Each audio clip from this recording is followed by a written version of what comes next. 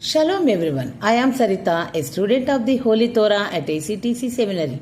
ఈ వారం తోరా గ్రంథములో 38వ పర్ష కొరాఖ్ లేదా కొరాహు. ఇది లేవీయులలో ఒక నాయకుని పేరు. సెఫర్ తోరానందు ఇది 38వ పర్ష. సెఫర్ బెమిద్బర్ లేదా సంఖ్యాకాండమునందు ఇది 5వ పర్ష. ఈ పర్ష యొక్క 7వ అలియా వాక్య భాగములు సెఫర్ బెమిద్బర్ లేదా సంఖ్యాకాండము 18వ అధ్యాయము 21 నుండి 32 వచనముల వరకు.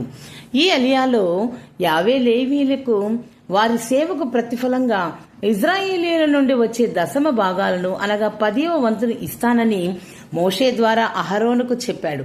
లేవీయులు సాక్ష్యపు గుడారంలో సేవ చేస్తారు, కానీ వారికి ఇజ్రాయేలు భూమిలో స్వంత భూమి లేదా స్వాస్థ్యం ఉండదు. ఎందుకంటే వారి జీవనాధారము ఈ దశమ భాగాలే. ఈ దశమ భాగాలు వారి సేవకు బదులుగా యావే నుండి వచ్చిన వరం. అయితే యావే లేవీయులకు ఒక ముఖ్యమైన ఆజ్ఞని ఇస్తాడు. వారు స్వీకరించిన దశమ భాగాలలో ఉత్తమ భాగాన్ని తీసుకుని దానిని యాజకులకు అహరోను వంశానికి అర్పణగా ఇవ్వాలి. ఈ దశమ భాగంలో దశమ భాగము అనగా 10వ వంతులో 10వ వంతు యావేకు పవిత్రమైన అర్పణగా సమర్పించబడాలి.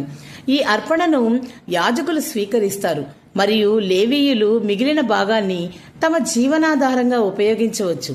యావే హెచ్చరిస్తూ, లేవీయులు ఈ దశమ భాగంలో యావేకు అర్పించవలసిన భాగాన్ని నిర్లక్ష్యం చేస్తే దానిని పవిత్రమైన వస్తువును అపవిత్రం చేసినట్లుగా పరిగణించబడుతుందని, ఇది శిక్షకు దారితీస్తుందని చెప్పాడు. ఈ అలియా యావే యొక్క ఆజ్ఞల పట్ల విధేయత, లేవీయుల బాధ్యతలు మరియు పవిత్ర అర్పణల యొక్క ప్రాముఖ్యతను నొక్కి చెబుతుంది. అలాగే ఎలోహిం సేవలో ఆర్థిక వ్యవస్థ యొక్క నిర్మాణాన్ని స్పష్టం చేస్తుంది. ప్రియులారా, ఇలాంటి మరిన్ని తోరా పాఠాలను తెలుసుకోవడానికి మా యూట్యూబ్ ఛానల్ను సబ్స్క్రైబ్ చేయండి. షలోమ్ లెహిత్రోత్.